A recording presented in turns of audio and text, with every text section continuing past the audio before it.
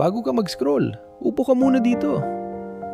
Kasi dito sa channel na to, mga kwentong totoo ang lasang ikukwento ko. Pag-ibig na hindi perpekto, pero totoo. Kwento ng mga ordinaryong Pilipino. Kagaya mo, kagaya ko.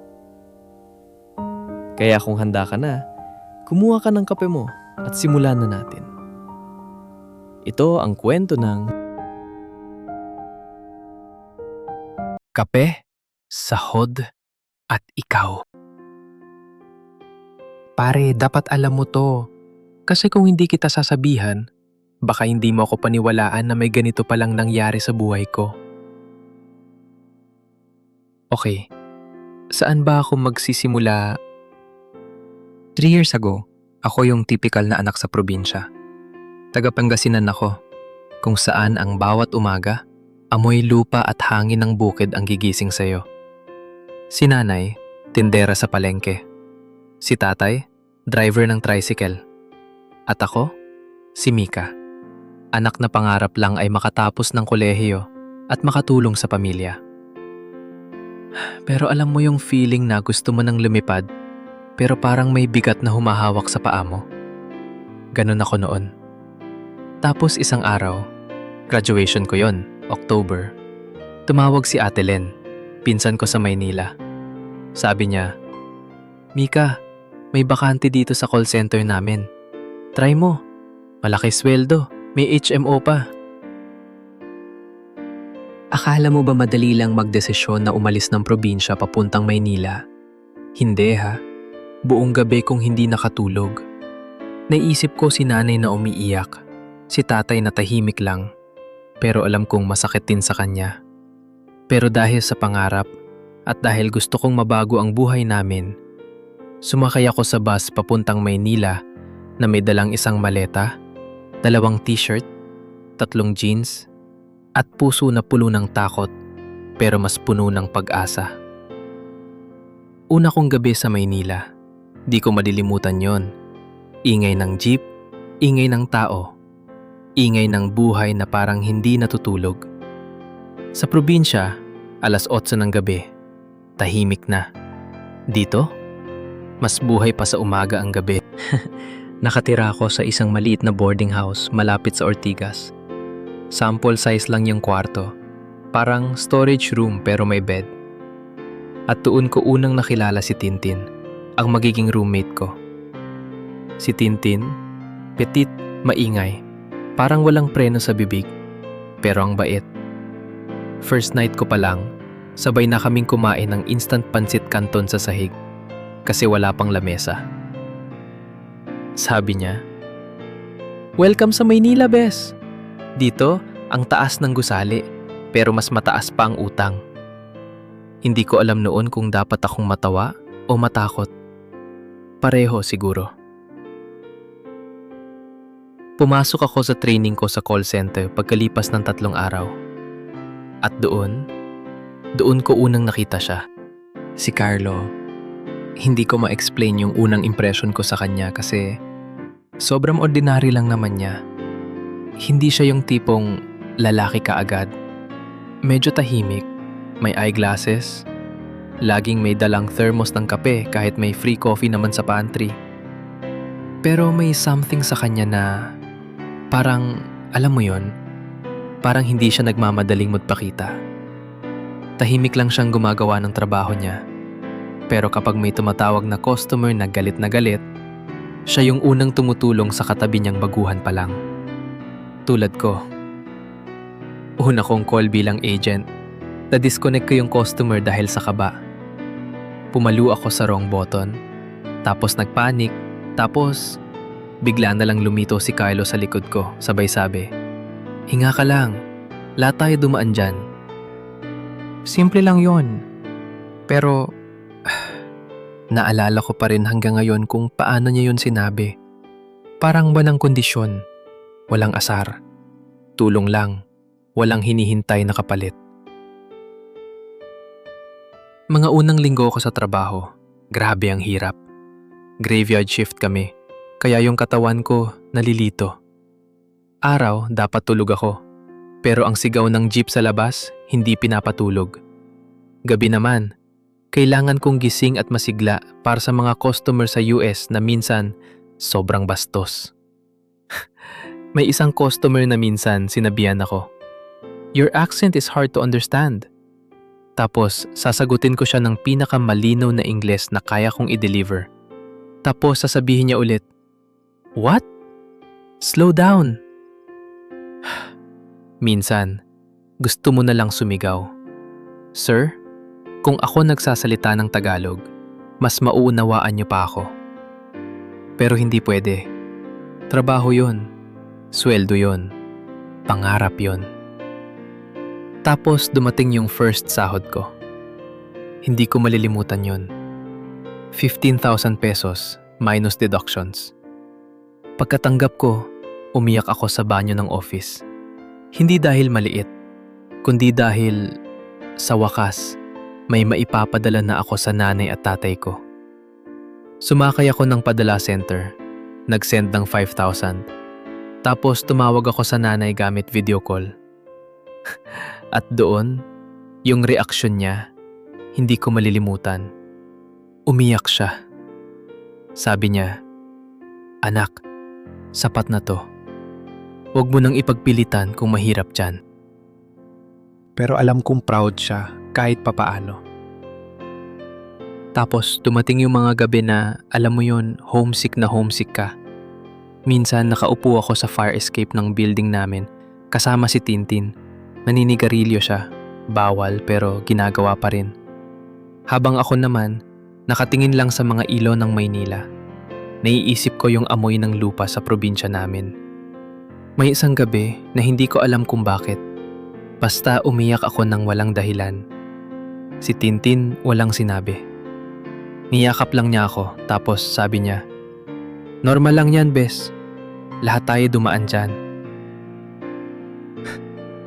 Parang deja vu sa sinabi sa akin ni Carlo dati. Sa office, dahan-dahan kong nakikilala si Carlo.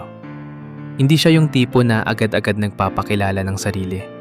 Pero may mga gabi na, sa break namin, sa rooftop ng building, doon kami nagkukwentuhan. Doon ko nalaman, taga Cavite siya. Anak din ng simpleng pamilya at nag-aalaga rin siya ng nakababatang kapatid dahil wala na yung mga magulang nila.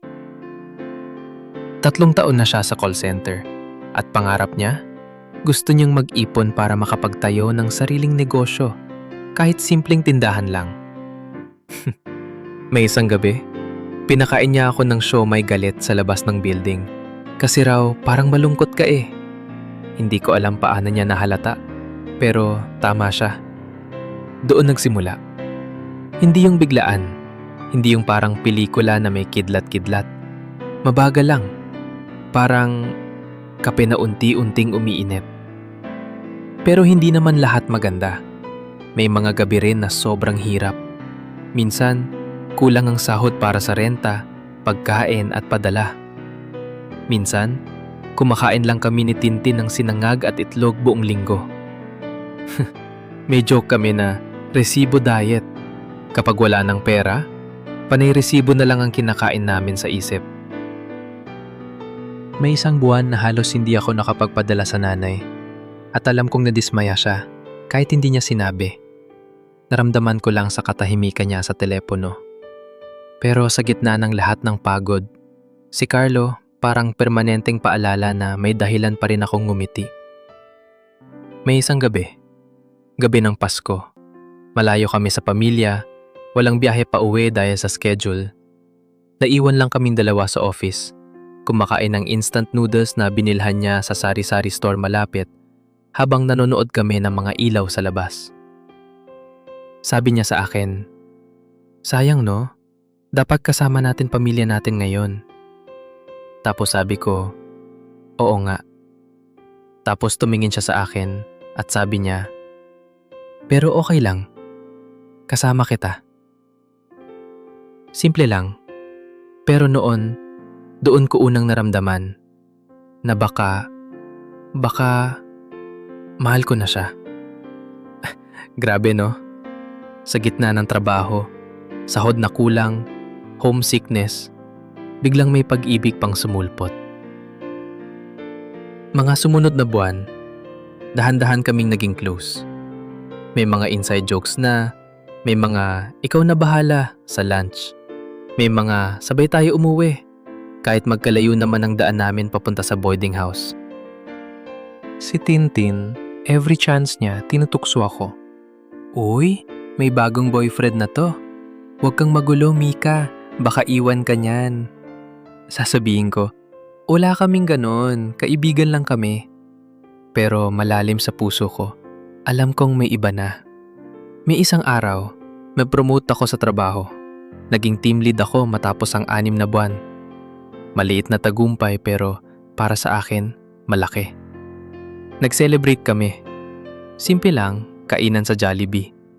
Pero doon ko nakita kung gaano kasaya si Carlo para sa akin.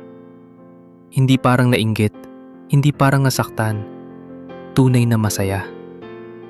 Doon ko naintindihan kung ano ang ibig sabihin ng mahal kita kahit ako yung nahuhuli. Pero alam mo na yung tipo ng kwento na kapag masaya na, may darating na pagsubok. May isang gabi, tumawag si nanay. Iyak siya sa telepono. Sabi niya, na-confine si tatay sa ospital. Heart attack. Doon, lahat parang gumuho. Wala akong sapat na ipon. Wala akong alam gagawin. At ang masakit, hindi ako makauwi agad dahil sa schedule ng trabaho. Kung aalis ako, baka matanggal ako. At kung matanggal ako, paano na ang gasto sa ospital? Nakaupo ako sa fire escape. Hindi alam kung sasabihan ko si Carlo o hindi. Kasi ayoko siyang abalahin sa problema ko. Pero alam mo kung sino ang unang dumating nung gabing yun? Si Carlo. Hindi ko alam paano niya nalaman pero andun siya, may dalang envelope. Binuksan ko yun at 10,000 piso ang laman. Halos kalahati ng savings niya para sa pangarap niyang negosyo. Sabi niya, huwag mo munang isipin yung negosyo ko. Tulungan mo muna si tatay mo. Doon talaga ako natunaw. Hindi dahil sa pera, kundi dahil sa puso niya. Umuwi ako ng probinsya kahit ilang araw lang. Nakita kong nakahiga si tatay, mahina pero buhay. Umiyak ako sa tabi niya, hawak ang kamay niya. Naalala ko yung mga panahong gusto kong tumakas mula sa hirap ng buhay sa probinsya. Pero ngayon, doon ko naintindihan na ang lahat ng hirap may dahilan. Pagbalik ko sa Maynila, mas naging malapit pa kami ni Carlo. Isang gabi sa rooftop ulit, habang nakatingin sa skyline ng Maynila, hinawakan niya ang kamay ko. At sabi niya, Mika, alam mo bang matagal na akong gustong sabihin to? Tumahimik ako. Kabog ng puso ko, mas malakas pa sa traffic sa baba namin. Sabi niya, mahal kita. Hindi dahil maganda ka, kahit maganda ka naman talaga, kundi dahil sa lahat ng panahong nakita kita. Lumalaban, kahit pagod na pagod ka na. Gusto kong maging parte ng buhay mo, kahit anong hirap pa darating. Umiyak ako. Hindi sa lungkot, sa saya. At sinagot ko siya. Oo, gusto ko rin. Mula doon, opisyal na kaming magkasintahan. Simple lang ang umpisa namin. Walang grand gesture, walang rosas, walang kandila. Isang siomai, isang envelope ng pera, at isang taos pusong pag-amin sa rooftop ng isang building sa Ortigas. Pero alam mo pre, hindi pa to ang katapusan. Akala ko, dito na magiging maganda lahat. Akala ko, ito na yung happy ever after na hinahanap ko. Pero hindi pa pala ako handa sa susunod na darating. Kasi ilang buwan pagkatapos noon, may dumating na isang text message kay Carlo. Galing sa isang babae. At ang sabi sa text, Carlo, kailangan na nating mag-usap tungkol sa baby. Hindi ko alam kung paano ko to dapat unawain. Hindi ko alam kung dapat ba akong magalit, malungkot, o matakot. Ang alam ko lang, mula doon, hindi na naging pareho ang lahat. At dito ko sasabihin sa'yo sa part 2 kung ano talaga ang nangyari. Kasi ang sunod na kabanata ng kwento ko, doon nagsimula yung pinakamasakit. Pero kasabay din noon, yung pinakamalaking pagbabago sa buhay ko. Sa susunod na bahagi, malalaman mo, sino talaga si Carlo? Kung sino ang babaeng nag-text? At kung ano talaga ang kailangan kong gawin para malaman kung ano ang totoong gusto ko sa buhay. Manatili ka lang. Kasi ito pa lang ang umpisa.